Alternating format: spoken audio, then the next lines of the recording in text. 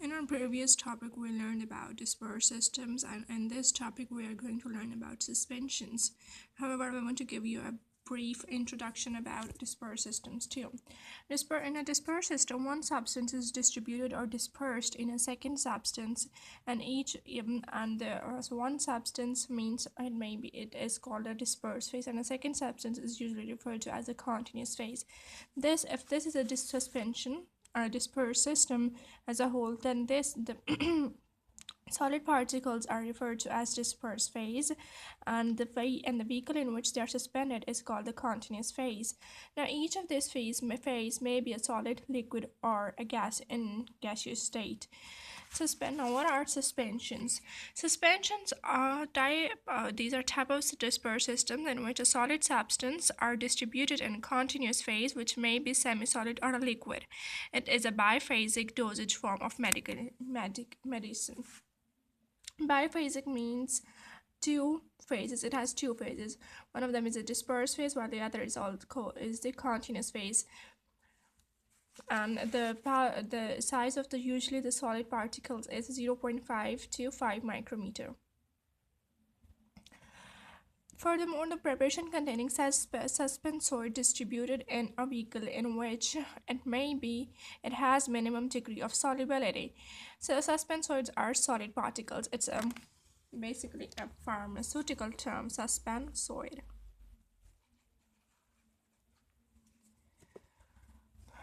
For example, sand has minimum amount of solubility in water. This is a very common and easy to understand example that when the sand is present in water and once we mix it all together, it forms a suspension. And just like these particles, these are easily distinguishable from the continuous phase. Now, the types of suspensions which are usually present in our pharmacy are either oral suspensions or four oral suspensions. Oral suspensions are ready-to-use suspensions which can be given as it is. They don't need to be further reconstituted or something. While the four oral suspensions, these exist as dry powders. That's because they have the very less shelf life in the presence of moisture.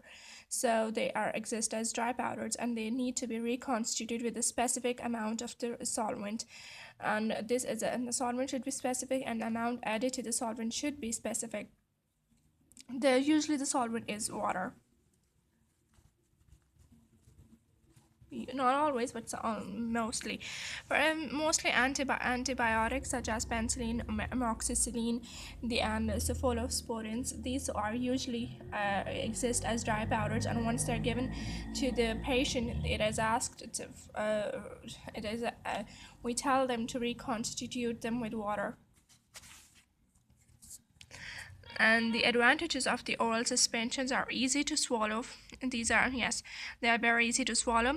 It's easier to give children's or in pediatrics or geriatrics to give them oral suspension instead of giving them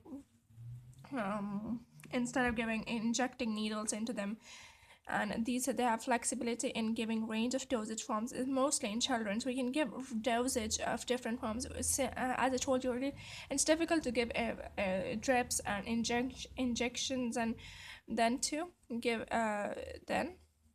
oral suspension. Substances unstable in solution form. Some substances, not all substances, are stable in a solution form, so they are made in the form of suspensions.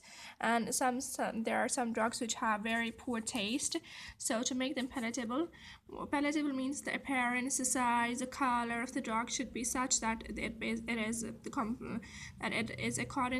in accordance with the patient's compliance. So to improve the palatability of the product, sometimes we make medicines in the form of suspensions.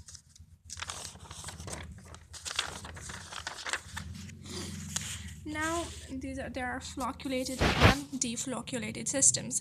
In the flocculated systems, individual particles are in contact with each other to form loose aggregates network-like structure. For example, over here. Now, over here, these are these are loosely bound. These are in contact with each other, but they are very, very loosely bound. However, in the deflocculated system, individual particles exist as separate entities. Look, they are very separated. These are loosely packed, and these are exist as separate. Okay, one is the rate of sedimentation, and I have very high rate of sedimentation. They have very low rate of sedimentation. See, sediments mean settling at the bottom of the container. Now, as you can observe here, the particles are sedimented over here in less time, and over here there no rate of sedimentation has taken place. And then there is the cake formation, loosely packed aggregates which can be dispersed upon shaking, and closely packed sediments due to the weight of the upper layer of sedimented particles. Hard cake is formed, not dispersed or redispersed.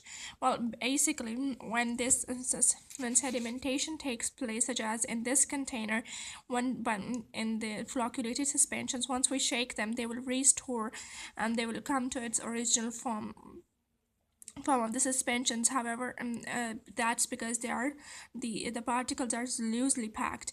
However, over here, once the cake formation takes place, this is the cake formation, and this is the loosely packed network of solid particles. In the cake formation, since these are particles that very tightly in contact with each other, and hard cake is formed, so upon shaking, it is very, very difficult to redisperse them into the original deflocculated system.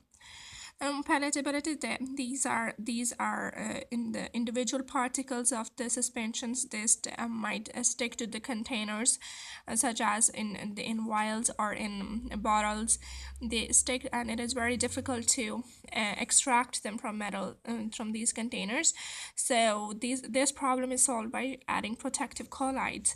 And in deflocculated systems, there is no problem such as forming, since they take longer time to form sediments, so sedimentation to take place, so therefore they are palatable for a longer period of time. Now we'll discuss about the qualities of a good suspension. These include that the suspensions which are chemically stable are more good. It means that they have higher they have a lower rate of sedimentation, and they can redisperse upon shaking. They should be poured easily and evenly, and the size of the particles should be same. They have longer shelf life. They should be palatable and non-gritty. Non-gritty means it's had sandy and granules. That's important when these are from external, in case of external preparations. Now, the continuous phase and the dispersed phase, basically it's also called dispersed medium, continuous phase.